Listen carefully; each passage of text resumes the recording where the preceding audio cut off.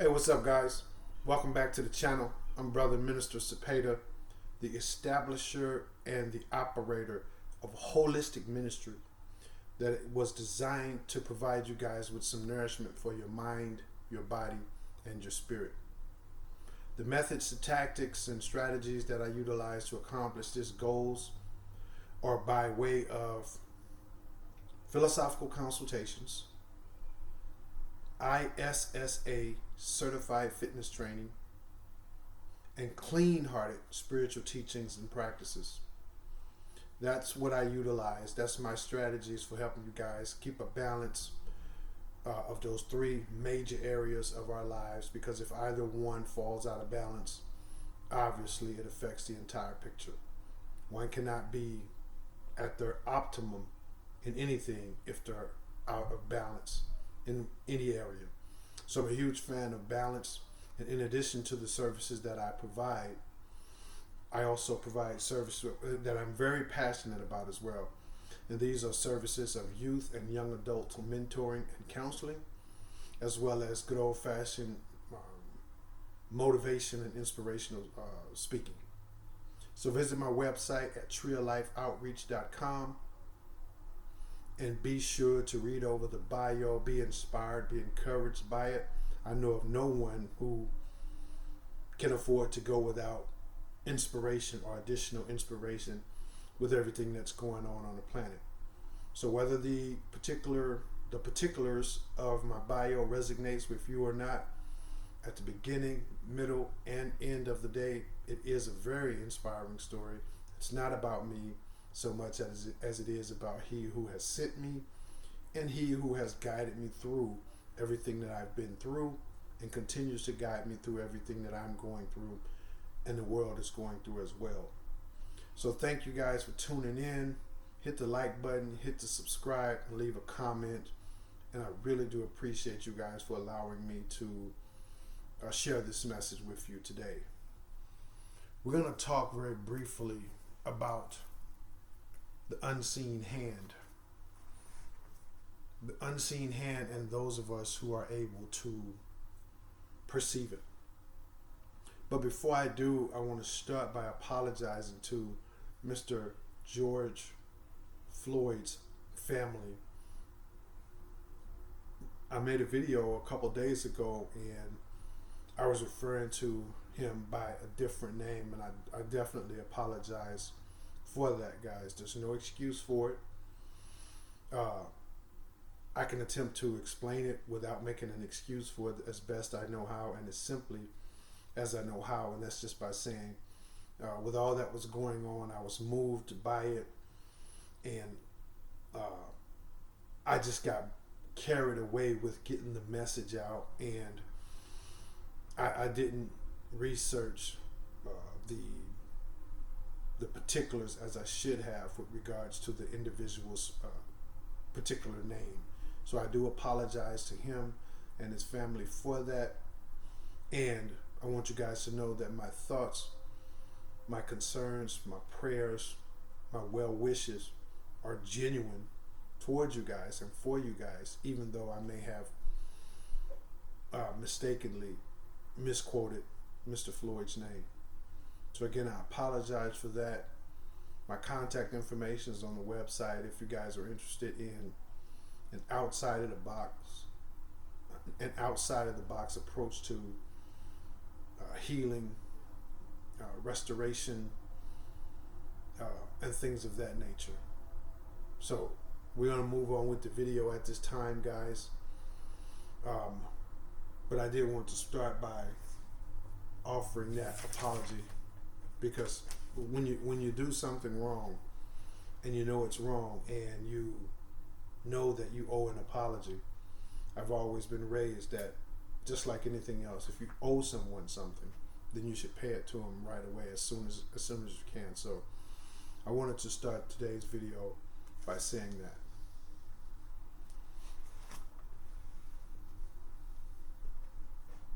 Now, what we're going to do is, again, to get to the message of the topic of today's video, which is actually born out of not in its entirety, but a large part of it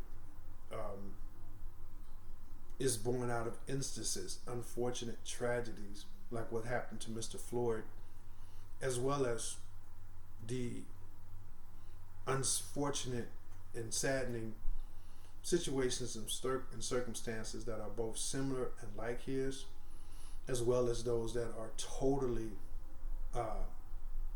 in a category and realm of their own, but nevertheless cause us as human beings in a whole great sadness, great despair, great sufferings.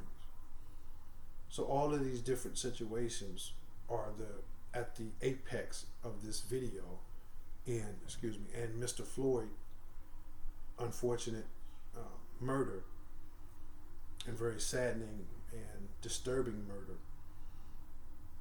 is just another step on the ladder with regards to what's going on in our society. And I don't mean just another with regards in a way to diminish what happened to him, but rather to shed a light on what happened to him, as well as what's actually taking place in our collective society. So there are those of us who can see what most of us, or what most people cannot. These people are called seers. They're also referred to as monks, prophets. Older generations may have called them sages, mystics, spiritual guides, whatever term you're comfortable with referring to them as. These are the people who have access to wisdom, knowledge, understanding, and information that's not necessarily readily available to the masses. And so these are the people that I'm going to be referring to as seers. Again, whatever term you're comfortable to referring to them as, that's perfectly fine. But before I get into that, I want to start by saying that to all my brothers and sisters. I'm going to start with my black brothers and sisters, because obviously you can only start with your own house, your own family, your own self, before you can attempt to reach out and address whatever thoughts, concerns, issues, and problems that your neighbor or your extended family members or your society and co-workers may be going through. You have to start at home. So to my black brothers and sisters, hey man, I got owe you guys an apology too, because I said on my other video that the thoughts, the actions, and the route that you guys are taking with regards to burning down your own community and damaging your own communities, I refer to that as being dumb. And I apologize for that.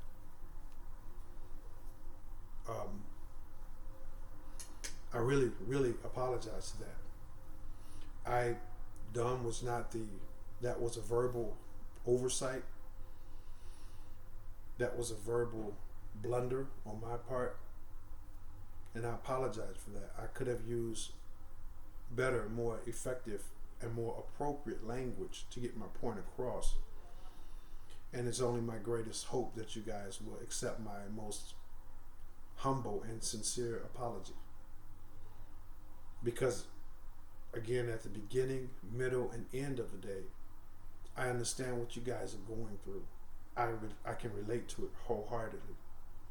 I do relate to it wholeheartedly. I have never been an inside the box type of guy.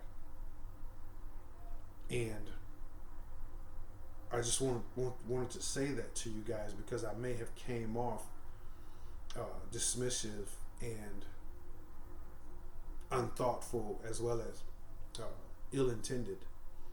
And none of those things are true. The truth is, I come from the hood. I didn't just live in the hood or was raised in the hood. I come from the hood, which is to say, everything that the hood is about is in me. And I may have morphed and changed and evolved with my studies, my research, the way I, comport and deport myself. But at the end of the day, a lion is going to always be a lion. An alligator can't be nothing but an alligator. Doesn't matter if you can train him or he evolves to the point to where you can put your head in his mouth like you see on some of the television programs. He's still an alligator. And so I will always be in the hood, and the hood will always be in me. It doesn't matter if I move to Saks Fifth Avenue, if I move to Jamaica on the coast of beautiful city in Hawaii, I'm going to always be in the hood, and the hood's going to always be in me. So you guys' struggle, y'all pain, our struggle, our pain is within me as well. I've always had as long as I can remember, I've always had a natural, organic disdain for the powers that be. I've always felt different. I've always been different. And I always will. The only point that I was making to you guys was that we need to unlock ourselves from this paradigm that is, first of all, 100% counterproductive. And that second of all it's outdated, it's barbaric, and it's ill conceived and not brought forth in a way that serves us. At the end of the day, our goal is about self-improvement, not self-destruction. And so in the midst of our rage, in the midst of our sadness, in the midst of our sense of hopelessness, we need to make sure that we don't engage in self-destructive behavior and self-destructive conduct. And when we go out and become angry and burn down our own communities and sabotage our own life support systems, that's self-destructive behavior. And I'm pretty sure that whether it's our deceased and beloved brother, Mr. Floyd,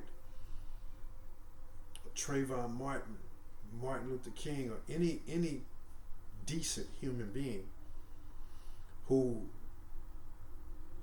was called home as a result of an act of hate and violence and racism and bigotry and all those things, they're sitting in heaven and they are disappointed that we are doing acts that's going to eventually lead to more death, more suffering, more unnecessary bloodshed. Because the acts that are taking place now leads to the so-called authority figures, the police, military, whoever is addressing that scene. It puts them in a position to now stop even more cars, to be even more brutal on those who have committed no act of crime. So these brothers and these sisters, and yes, there are many sisters who too have been called home to be with the Lord as a result of them being treated unfairly, unjustly. As you guys are aware, there was a sister who was not too long ago shot and killed in her own home. So these brothers and sisters are nowhere in heaven looking down and saluting how we're going about what it is that we need to go about. I feel very confident in saying that. Now, I don't knock you brothers and sisters for expressing yourselves and expressing the rage, the sense of hopelessness, the sense of grit and determination, the sense that it's time that we stand up and do something about this and not just talk about it. I'm not knocking you guys for that, because all of those things are natural human behavior, whether you're black, white, brown, yellow, red, it doesn't matter. At some point, a human being will say, enough's enough, and they're going to actually stand up and engage in a physical confrontation. That's natural. But if that's natural, and it is, then it's also unnatural for that same group of people, those same human beings, to decide that with unthoughtful planning, they're going to, in effect, burn down their own house. That's not natural. And for them to realize that that's what they're doing and then continue on with that process, that's not natural. You had T.I. and the other brother, apologies for not calling his name, but his name was Murder. I'll call his name here in a moment if it's my Heavenly Father's will, but right now the first name, his first name is lost upon me, and I apologize for that. Yet he and Brother T.I. was on there saying, hey man, this is not the way real Atlanteans would conduct themselves and should conduct themselves. If you love the city of Atlanta and all that it stands for, all that it provides you with, then you wouldn't do that. It's the same thing about those of us who see and appreciate and understand our connection with Mother Earth. If we love Mother Earth, then we shouldn't be out there drilling holes, down to just bleeding her, pumping out her blood for this thing we call oil. We wouldn't just be trying to fish the rivers dry, cutting down all the trees. You can't do that if you really love Mother Earth.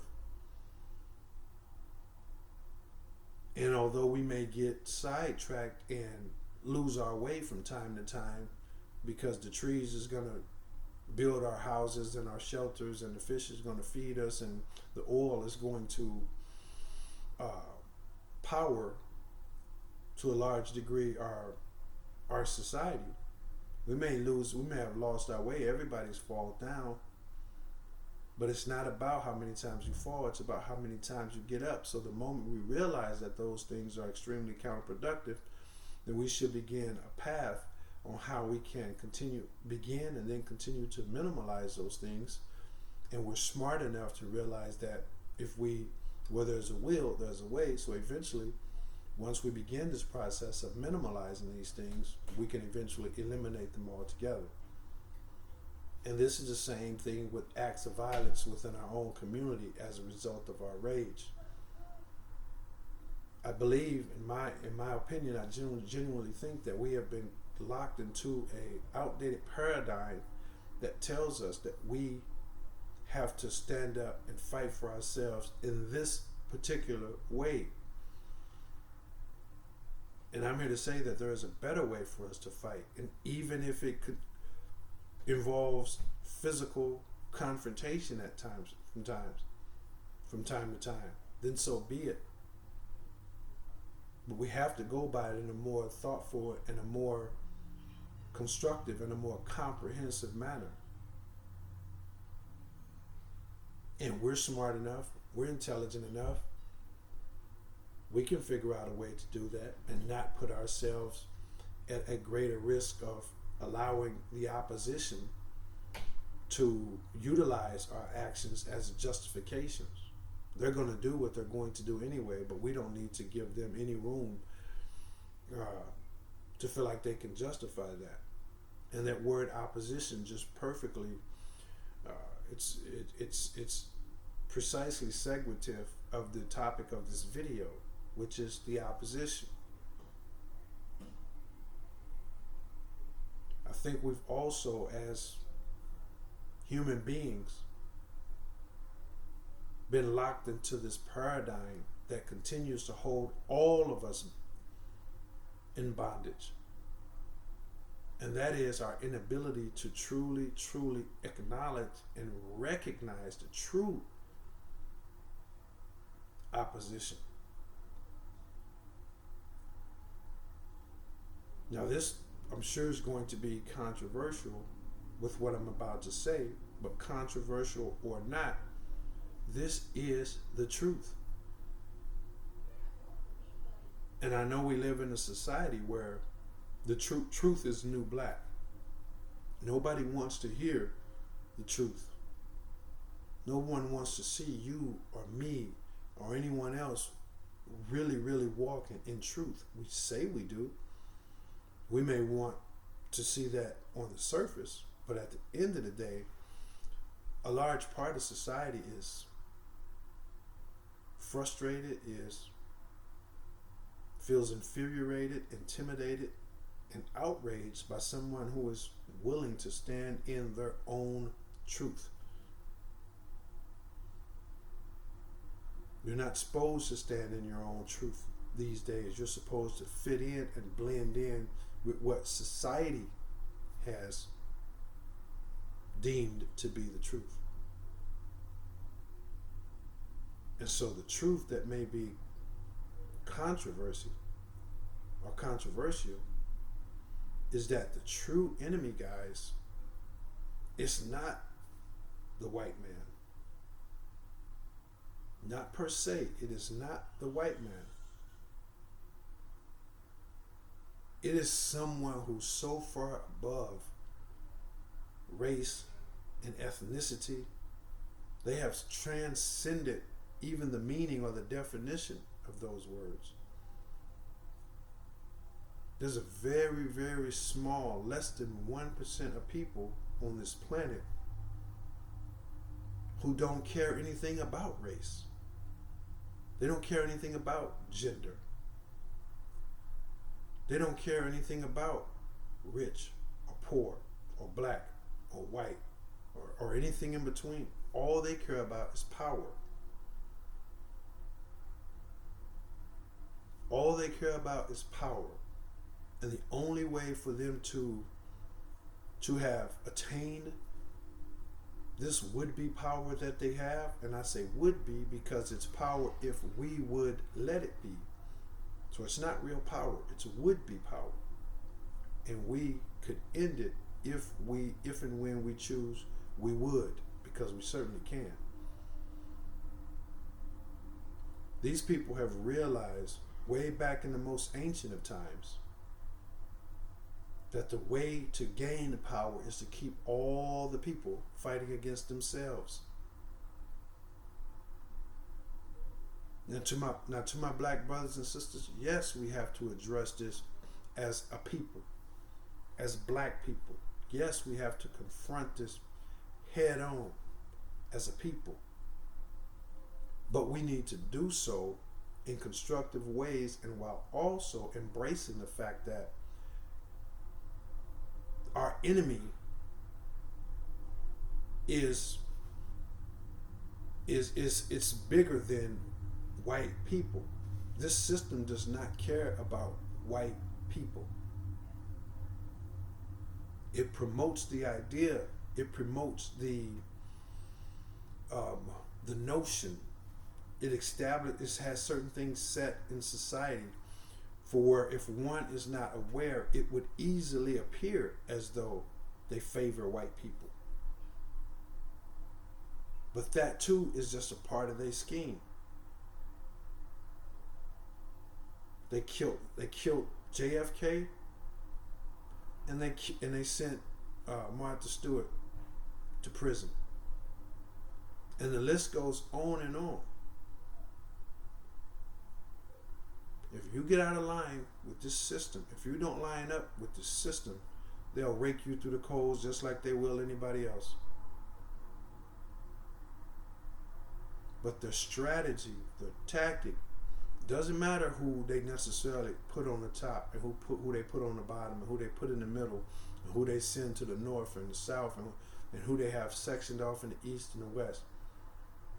All they care about is promulgating this myth, this idea that this group is like this, that group is like that, and since this group is like this and that group is like that, then you guys are enemies. This is how they brainwash all the different races. This is how they brainwash all the different races, and they use instruments by way of their institutions to continue to prop up these myths and ideas and construct a society that actually bears out the notion of these ideas. But at the end of the day, it's all a fallacy. They don't care one way or the other. They finance the black extremist groups, and they finance the white extremist groups. They financed Hitler, and they financed the Allied forces. They financed the Democrats and the Republicans. It's less than 1% of people who are controlling this, and these people are referred to as the unseen hand. This is how they manipulate us. So while as black people, we should most certainly confront what is appropriate for us to confront as black people, but we have to do it in a more broader scale. We have to do it with a more broader consciousness and awareness and focus that says, while they're killing us, we're going to address this. We want to confront this head on. We're going to do it in a constructive way.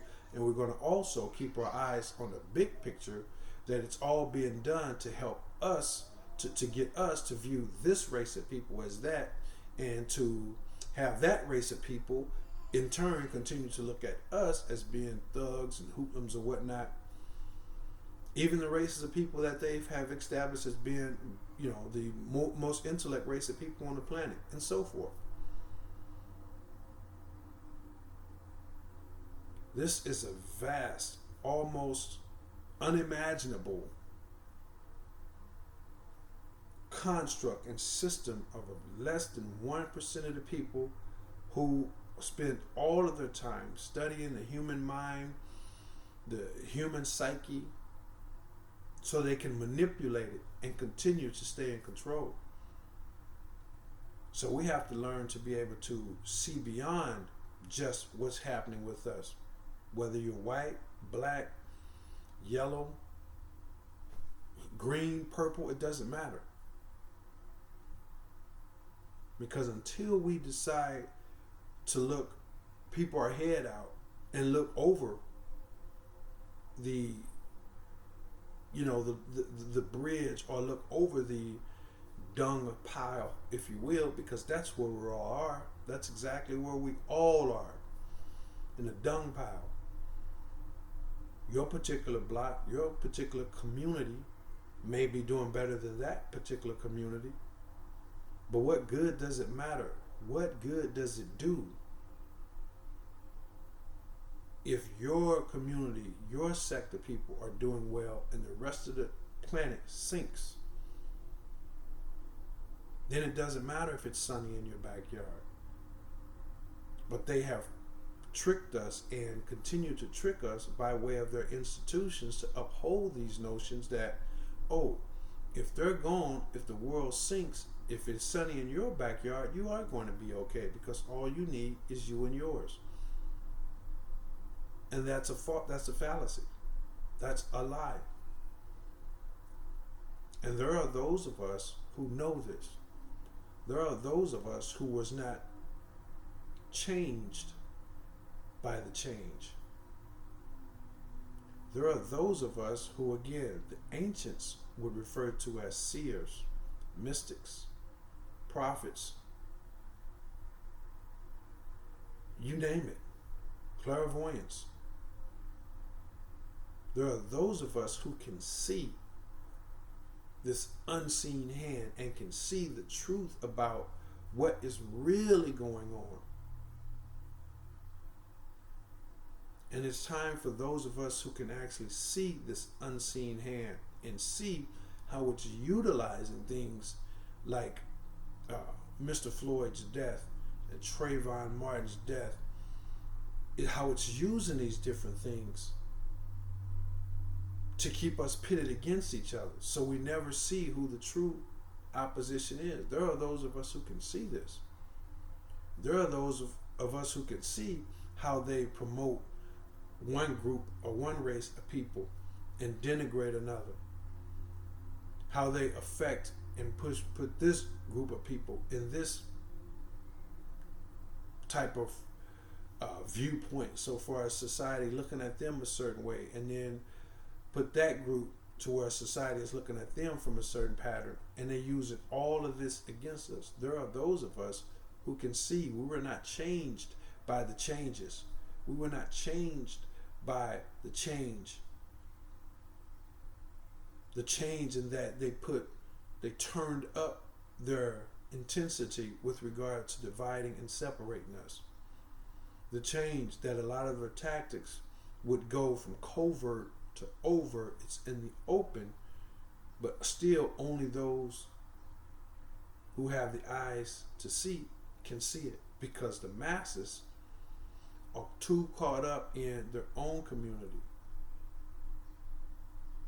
what's going on in their backyard, so to speak. And there are some of us amongst all races who can see this, and I think the time has come for us to not just see this, but to actually rise up and be willing to pay whatever price our Heavenly Father has deemed for us to pay, and thus receive whatever reward He has deemed for us to receive. It's time for us to stand up and do whatever we can in our individual lives and in collective society.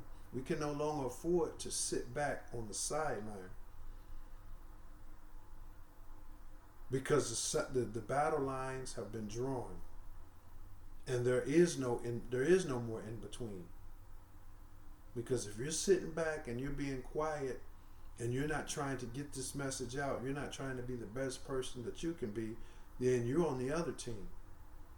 You're on the team that is continuing to separate people. That's continuing to keep people seeing one another as the enemy.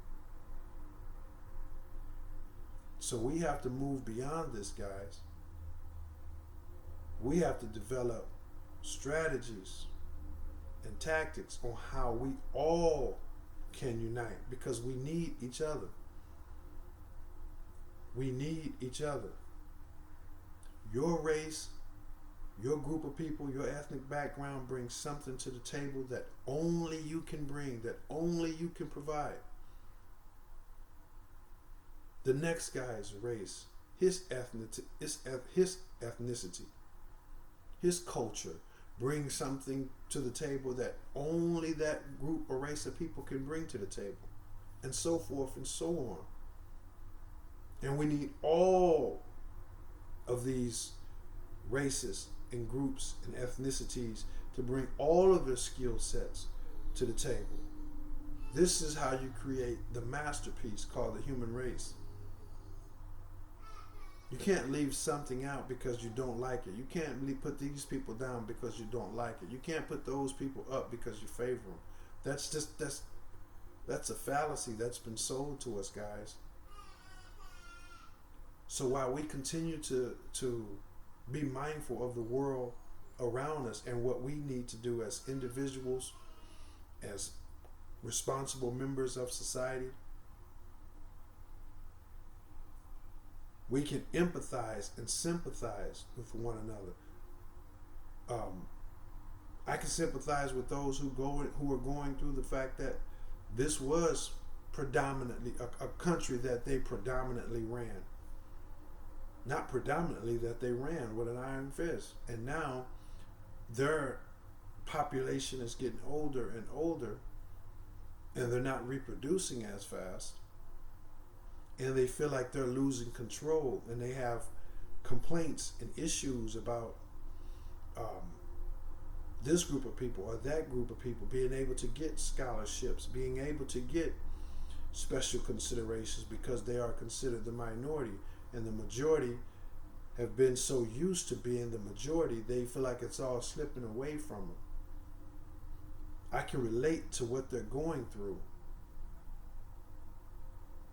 I can understand what they're going through because I can see how this unseen hand has influenced them, has affected and infected them with regards to them feeling as though they were something that they are not. It's no different than this other race of people who feel as though they've been led to believe that there's something that they're not. And whatever that is, whether it's better than someone or whether it's less than someone, we've been hoodwinked to believe that. The fact of the matter is, when it comes to human rights, the right to live, liberty, a chance to really, really be considered equal with regards to your skill set, your abilities, how hard you work, the opportunities that are made available to you without biases, we're all equal in those regards. But we've been led to believe, tricked into believing and thinking that we're either better than someone or we're either less than someone. And neither one is true. These same group of people are seeking to turn up their control of this planet by telling us that we're gonna kill this brother. We're gonna continue to kill these brothers and put it on TV more and more and more, as gruesomely as possible.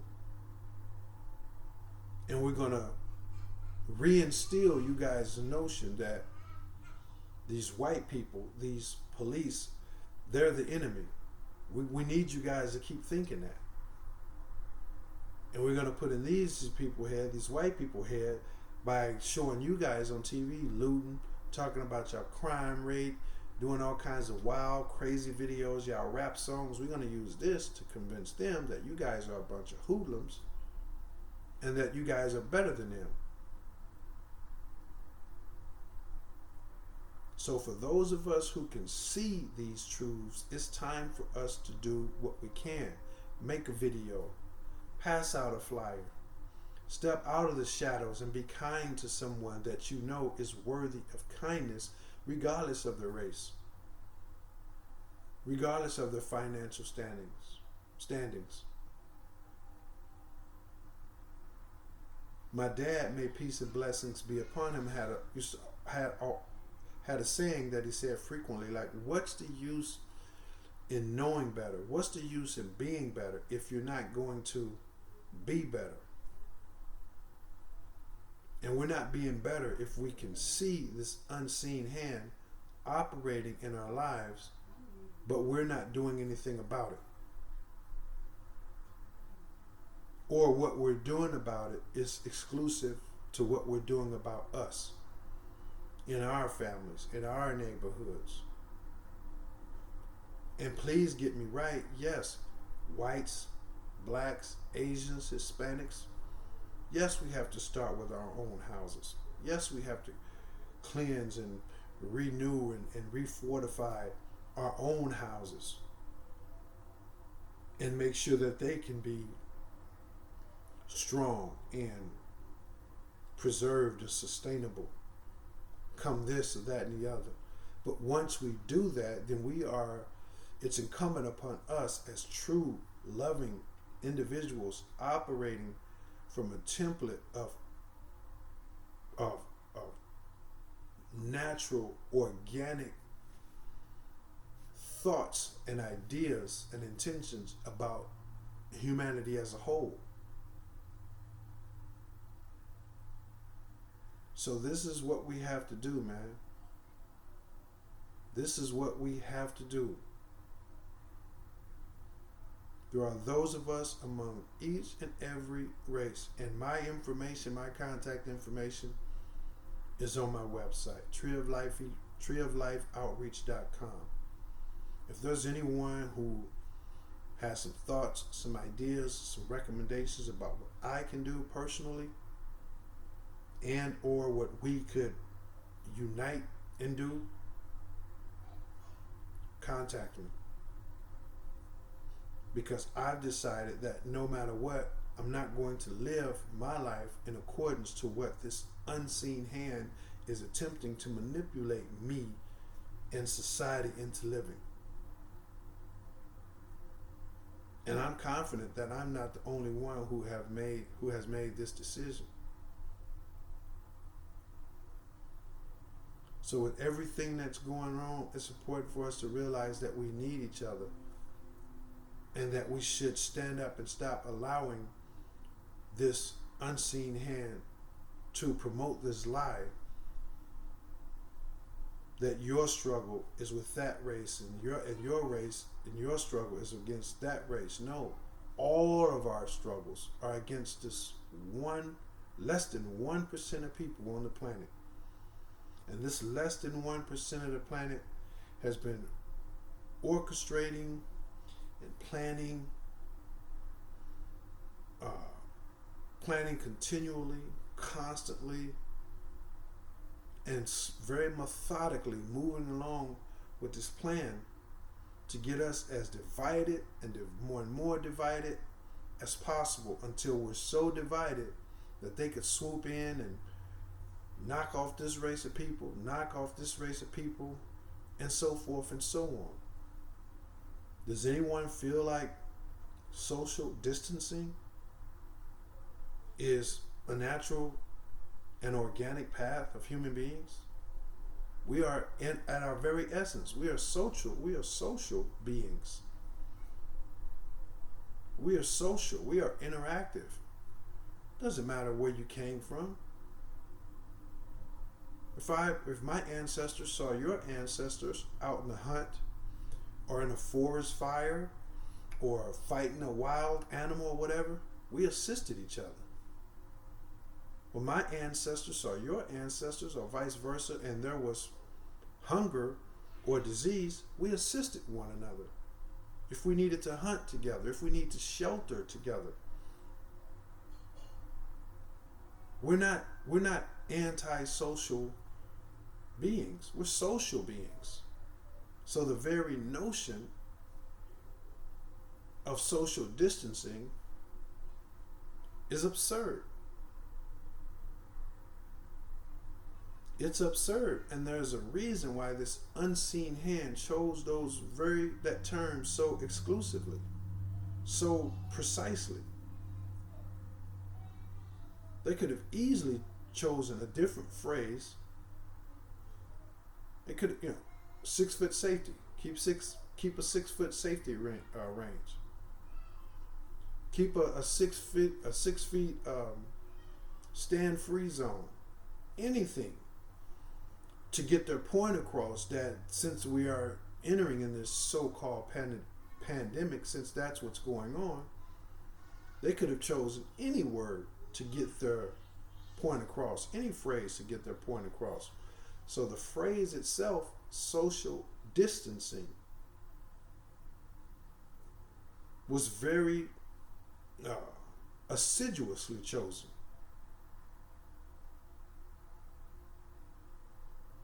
That's not who we are, people. And I'm not the only one who is seeing this. There are other seers out there. And maybe I need to continue and turn up my game with regards to searching these people out, and spend more time trying to actually reach out to those people. But it appears as though no one else cares now, or no one else can actually see this. But I know that sometimes, I'd venture to say even a vast majority of the times, things aren't what they appear. Sometimes, no matter how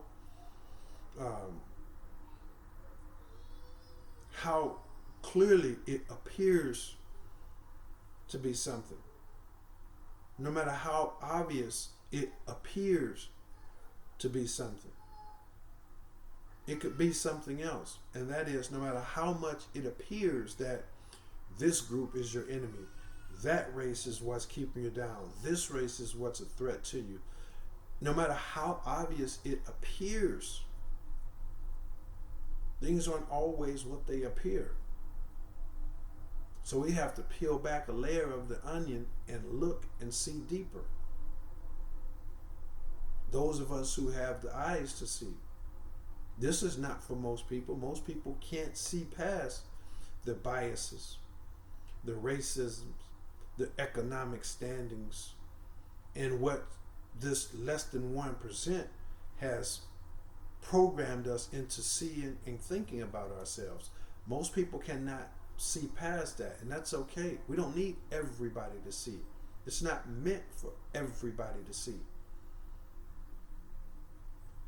But if it's meant for you to see it, then it's not meant for you to just see it and sit there on the sideline and suck on it. It's meant for you to do something about it, something constructive, something positive, something that may even be controversial, something that may even be dangerous. I'm not saying go out there and be reckless and attempt to take up arms against someone that or a group of people who are vastly superior in that number, in that regards. Obviously, if you had to, if it came down to your existence, then you would.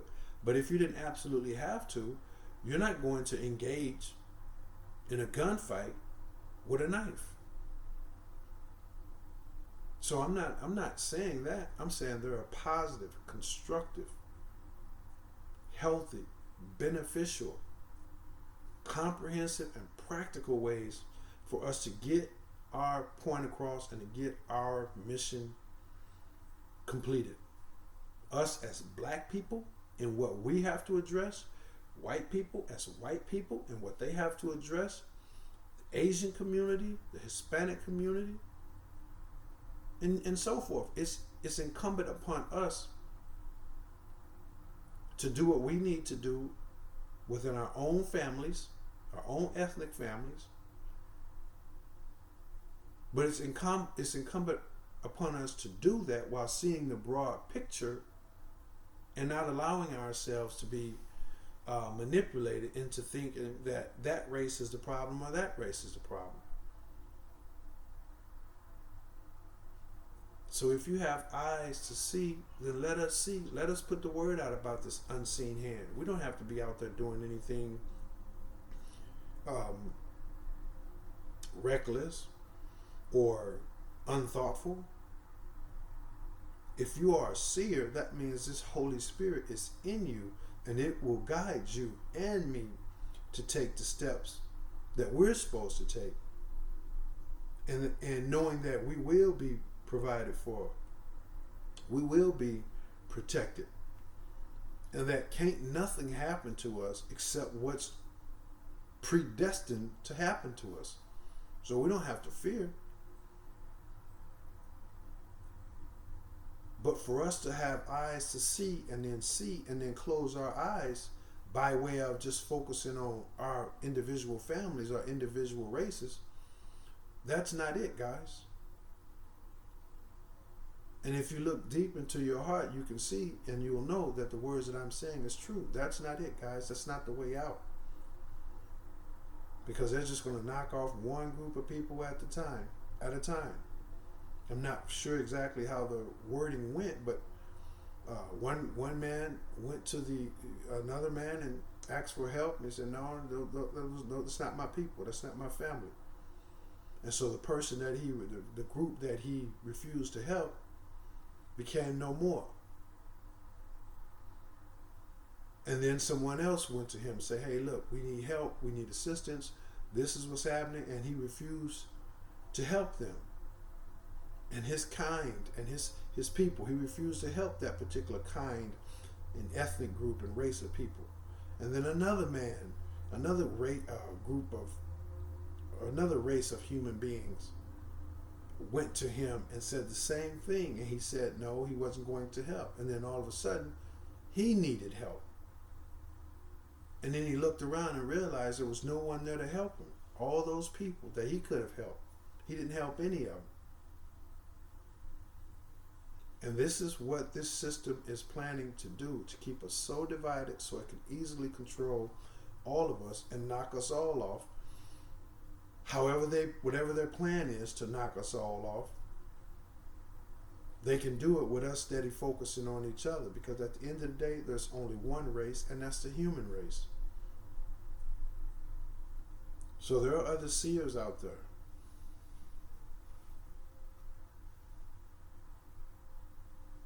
And we need to make sure that we are not being selfish.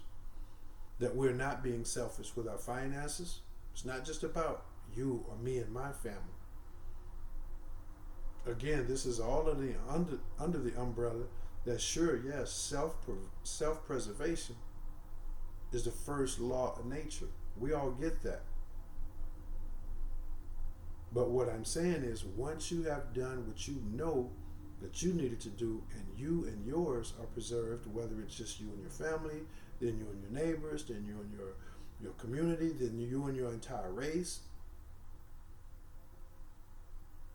Once you have a construct and a system established to say, okay, look, I got everything I need going with my race of people. We're on the right path. Yeah, there's others that can afford to be reached, and we're reaching out to them, but we got a game plan.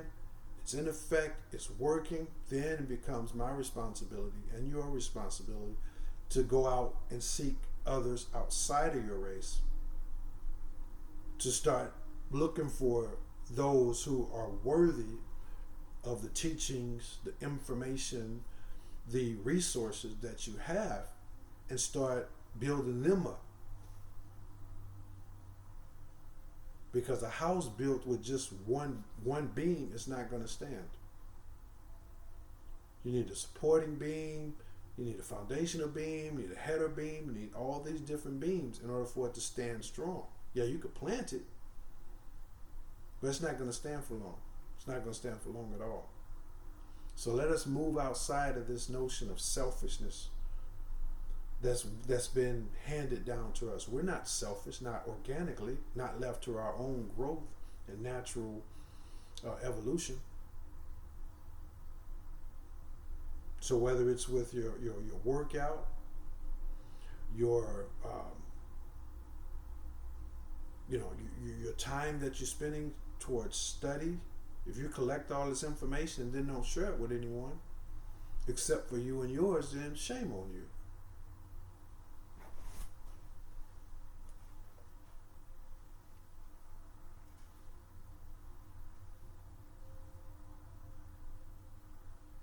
So I'm going to basically prepare to conclude this video with having said, with saying that there's no us against them, it's us against them.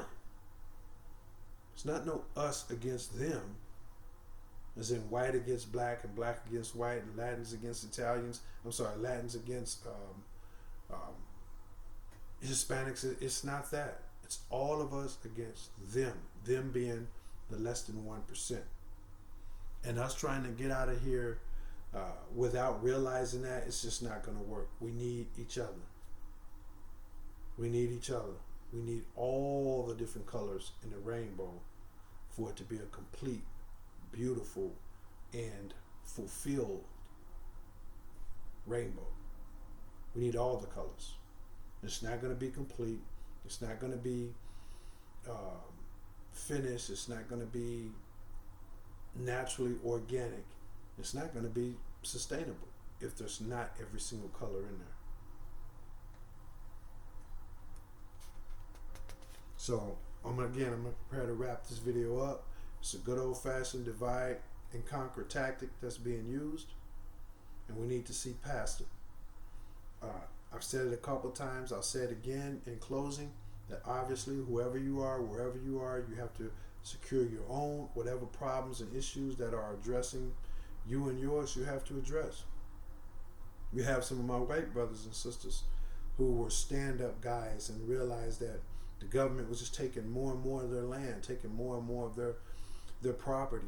And perhaps that's still going on to a degree that they need to make sure that they're standing up for and focusing on and addressing. So whatever is exclusive to you and yours, what you know you need to work on, that this 1% is doing to you and against you, then you need to address that.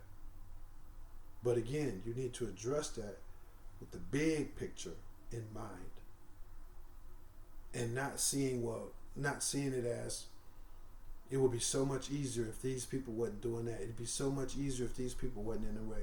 It'd be so much easier if these people would just tow their own way. Whatever. That's for each and every race that's out there. We all are under extreme attack, extreme influence, and extreme attempts to diminish us in whatever capacity that this less than 1% has decided, oh, the best way to tear them down is to do this. The best way to tear them down is to do that. They have specific plans for each of us and an ultimate plan for all of us to keep us all divided. So whatever you need to do, you and yours need to do it. Once you do it, and again, do it under the umbrella of knowledge and information and insight that the less than 1% is the enemy, and we need to be trying to bring as many people and races up so that we all can be strengthened as a result, and you don't end up like a race of people who had to stand up for this, and because everybody else saw it as their cause, their fight, they left it alone and left you and yours to fight and struggle on your own. Don't take that approach. Perhaps there's something that there's different people that could reach out from a different race or ethnic group that could help you and yours in your particular struggle. Don't isolate one another. This is what they've depended on. This is what they've always counted on to gain and maintain their sense of would-be power and control. Good old-fashioned divide and conquer. So whatever your race is, focus on that, and focus on it in the broader umbrella of the big picture, knowing who the true enemy is. Get it done, and also seek to help others. Now, I'll finish where I started, which is with my black brothers and sisters. Let us confront what we need to confront. We all know what it is. We see it every day. We know that the protesting and walking around in circles ain't getting the job done. We know that sports stars making their comments and putting their influence out there ain't getting it done. We know that walking around and tearing up our own communities is not getting it done. See the Rodney King riots. Where are we all those years? Where are we improved all those years from then? We're still burning down our communities. We know these things have not worked. We know these things are ultimately used against us to further the stereotype that we're violent, that we're lazy, that we're thugs, we're hoodlums, we're anti society with regards to being a positive influence. We know those things are lies, and we know that our strategies and our tactics have not worked, and so it's time for us to make a course change. And we're smart enough, we're determined enough, we're focused enough, we're motivated enough. We just have to sit down and get it done and see if we can come up with a plan of action to get this wheel turning so that the masses can come in and believe in and buy into this new way of going about it. I'm not the only black man who could see this unseen hand and the influence that it's having on us and all of humanity. There are seers amongst all of us, but I think we've sat on the sideline too long, and it's time for us to awaken to what it really means to be a seer. And my experiential philosophical approach, that is for us to take actions. To say, look, the buck stops here. I'm no longer being deceived by thinking that race is the enemy. That race is the enemy.